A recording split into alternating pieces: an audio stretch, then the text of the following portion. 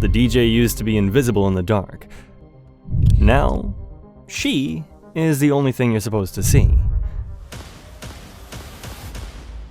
This is an investigation into what happens when algorithms meet human desire, when Silicon Valley's engagement metrics collide with an art form that once promised liberation. If you don't understand what I'm saying, just listen. Let's say you're on YouTube, and since you like listening to good music, you stumble upon a set from Miss Monique. YouTube will then try to recommend another set. This time, the set isn't from Miss Monique. It's from Olivia Moon. Who is she? Does it matter? Well, not really, because you see the video's thumbnail. An extremely beautiful blonde, the black bikini, the boat, the headphones, and the deck. You see that striking visual, and you see hundreds of thousands of views. You say, surely it's something amazing. You click, and the video delivers the promise. A sexy woman, beautiful landscape, and good music. So far so great. But if you're a man, without being completely aware of what's happening, you're being rewired. This isn't an accident. This was engineered by 3 interlocking forces. Let's go over them. First, the algorithm. Silicon Valley built engagement machines that can't hear talent, but can see skin. TikTok's own research confirms videos featuring faces perform dramatically better. Videos with striking visuals in the first 3 seconds hold attention. Videos with energy get pushed to wider audiences. Second, the industry.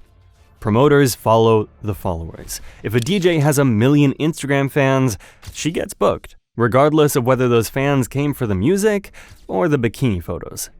Third, the audience. Every click on a sexualized video teaches the algorithm to promote more of the same. These 3 forces create a flywheel, and unfortunately, female artists are caught in this nightmare dungeon. You might think this started with Instagram. Well, no. In 2008, while the financial world was collapsing, a husband and wife team named Eden and PC Miller were building something in a Williamsburg loft that would prove far more durable. They called it StaDJ Music. A simple idea: recruit professional models, women already represented by elite agencies, and teach them to DJ. When asked what they looked for in applicants, Eden Miller didn't mention ears. He mentioned strong charisma, performance capability, and most importantly, solid modeling portfolios. Notice the order? Not a single mention about technical skills. Not even, do you love music? Modeling portfolios. When asked why they started the company, Miller's answer was almost poetic in its honesty. Who doesn't want a beautiful female DJ? StaDJ was the lab. Instagram became the testing ground. YouTube and TikTok became the pandemic. Great business model, you might think, but do we ever think of the long-term consequences of our actions? Somehow, the proof of concept, the validation, came on June 24th, 2012, when Paris Hilton took the stage at Brazil's pop music festival as a professional DJ. The crowd booed. She waved a flag. For about 20 seconds, Rihanna's We Found Love played completely out of sync. An assistant reached over to fix the gain because Paris clearly didn't know which knob controlled what. It was a technical disaster, but it was a business triumph. Afrojack later confirmed what everyone suspected. It was pre-recorded. I'm not supposed to say that, but it's true. The moral? Fame beats skill. Eyes beat ears. Controversy beats competence. Paris Hilton didn't break the industry, though. She just revealed what it had always been willing to accept. But who succeeds, who fails, and most importantly, why? To respect the current and aspiring female DJs, I'll start with a case study that's 9 years old. The Smoking Gun. DJ Nonny. 2016. Thailand. Over 7.3 million views. No high-budget travel aesthetic, no cinematic landscape, professional lights, or color grading, just skin, with a camera pointed directly at her body. Watch the clip, and in less than 60 seconds, you'll surely understand that most of the energy is focused on being watched, not showcasing her talent. 7.3 million views. Zero budget, zero pretense. And you don't have to take my word for it. Read the comments. Came for the DJ, stayed for the pubes. I must admit, music isn't the main reason I find myself here. This really is the proof. The algorithm doesn't just reward thirst over technical skill. Thirst is often the only thing that matters. Now let me show you the single clearest example of how skin percentage directly correlates with view count. SilverFox. Same DJ, same venue, two different outfits. Video A, the sunset session at Giada Brunch. She's wearing a bikini, the lighting is golden, the camera lingers on her physique as much as her hands, 282,000 views. Video B, the after party at the exact same location. She's covered up, wearing a stylish professional black top, the vibe is darker and cooler, the focus is strictly on the mixing, the transitions, and on the crowd. 13,000 views. I'll say it again. Same artist, same location, same skill level, but different visuals. Therefore, dramatically different reach. This is the trap. It might sound foolish, I know, but it's like the algorithm looked at her talent and said, show more or stay invisible. And before you think we're attacking her, we're not. First of all, she is beautiful, and second, she's making the best decision available within an impossible system. The question is, why do we pretend it doesn't exist? Why do we feed it and let it grow? No. What happens when you combine provocative beauty with a fancy and desirable lifestyle? Kalimnos, Greece. Golden Hour. Nearly 1 million views. This is the platinum tier of the visual-first economy. The location is stunning, the lighting is cinematic, and the DJ is, well, present. This is Giada. Stunning woman. But watch her hands. For long stretches, the equipment is treated like furniture, a prop to lean on rather than an instrument to play. She barely touches the knobs. The goal isn't to show how the mix is made, the goal is to be the visual center of a lifestyle postcard. The audio is likely pre-planned to ensure perfection, removing the risk of a human error ruining the vibe. And when you see stuff like this, you can't stop questioning, who's actually making these tracks? Well, let's just say Maarten Vorwerk is one of the most famous names you've never heard. He's created hits for artists who headline festivals while he stays anonymous and uncredited. It's actually about ghost production, another big issue with the industry. In 2015, Grammy-nominated producer Matt Zo called it electronic music's rotten teeth and started naming names. His line was perfect. I'm just a nerd standing up to the jock who stole all the nerds' homework. And to drop a bomb, is David Guetta still a DJ or a company? Websites like EDM Ghost Producer openly advertise, purchase unique tracks and release them as your own. Ghost producers can earn $1,000 to $20,000 per track. Meanwhile, platforms like DJ's Net have turned this into an assembly line. Static camera angles locked on cleavage, models posing with equipment, softcore visuals with music as background noise. Vitamin Academy takes it further, promising to transform influencers into professional DJs in weeks. Remember DJ Nonny, the primitive tier? Statistics say that 99% of men didn't see the Vitamin Academy panel behind her. The talent didn't disappear from electronic music, it just moved behind the curtain. And out front, a pretty face selling the fantasy. This is the most dangerous trend for actual DJs, because it renders skill optional. So that's the top of the pyramid, the polished, ghost-produced fantasy. But what happens to the DJs who are trying to climb that mountain today? The ones arriving late to a saturated market? Go on this set from Senia. There's a track she's playing. It's a gospel house cut with the vocal, "We don't need no music, all we need is our hands clapping. You could feel the spirit move." A song about the purity of the vibe, about soul over spectacle. However, the video tells another story. The camera isn't capturing the spirit, it's capturing a desperate bid for retention, filmed from behind, the framing is aggressive, focused solely on her body. It's an attempt to stop you from clicking away. This isn't a marketing masterclass. It's a survival tactic. It's the result of an industry that has told thousands of aspiring female artists, nobody cares what you play, we only care what you show. So, she shows it. Not because she wants to, but because the industry and the algorithm demands it. The tragedy isn't that she's sexualizing herself. The tragedy is that she feels she has to just to get a fraction of attention. And even then, it doesn't work. The bar has risen. Skin alone isn't enough anymore. Now you need production value to go with it. This is where the trend reveals its cruelest truth. It promises visibility, but delivers a race to the bottom where dignity is the entry fee. And even that doesn't guarantee a seat at the table. She's literally playing music about soul while the video betrays everything that lyric stands for. The contrast does more work than any statistic could.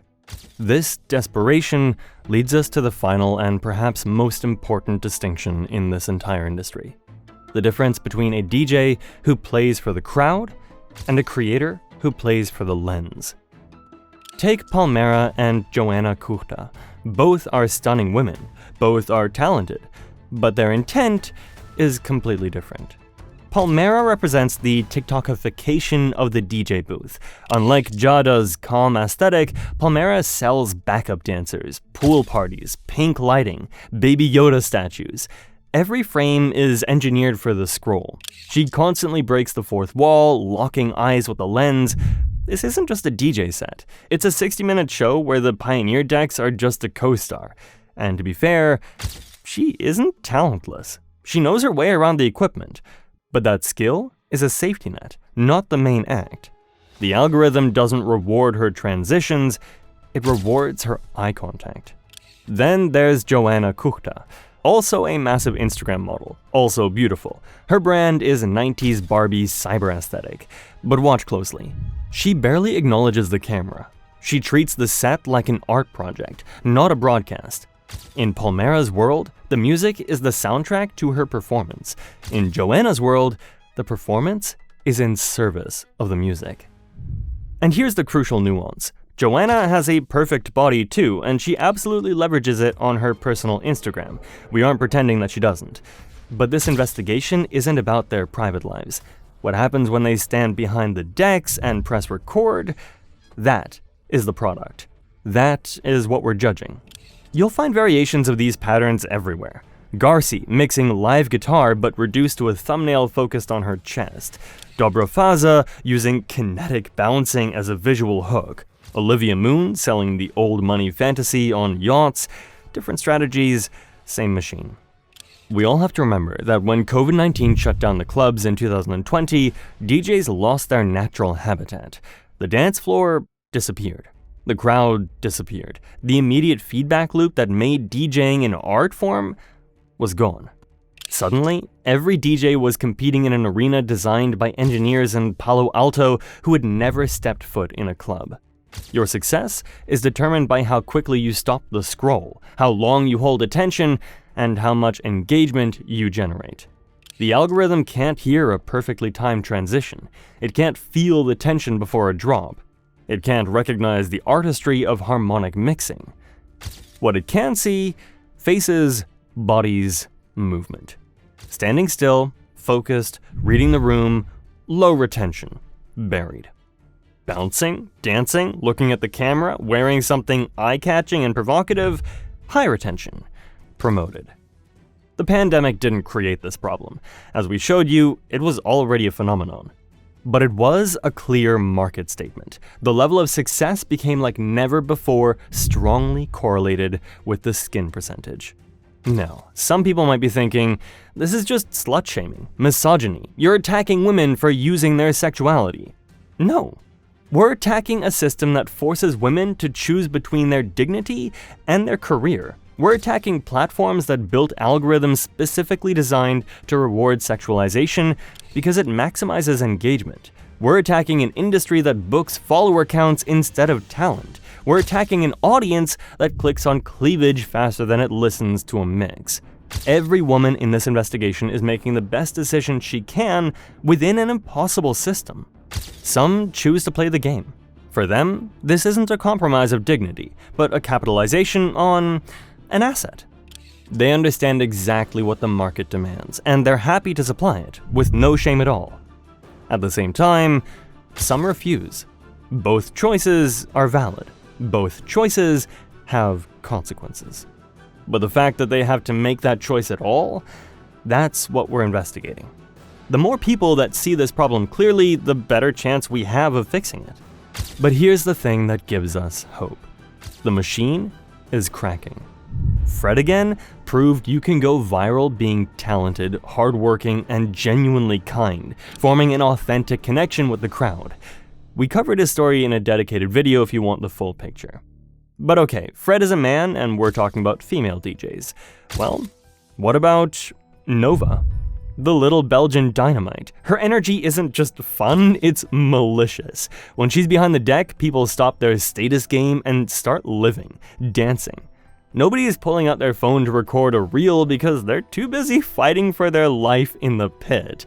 It is pure, contagious, offline chaos. Baby J? She's not playing techno. She's weaponizing nostalgia. She takes those smooth R&B and hip-hop tracks you love, injects them with aggressive bail funk, and essentially turns the club into a high-speed collision. Look at Cybersets. 5 million views, 6 million views, nothing provocative. Pure skill, pure joy. Miss Monique, Korolova, big names, small names, it doesn't matter. All these women proved it's possible, that female DJs can succeed on merit, that the algorithm doesn't have to win. Difficult? Yes. Slower? Absolutely. But possible. The algorithm isn't going away. The industry has made its choice. It will prioritize the pixel over the frequency. But the cracks are getting bigger and people are starting to notice.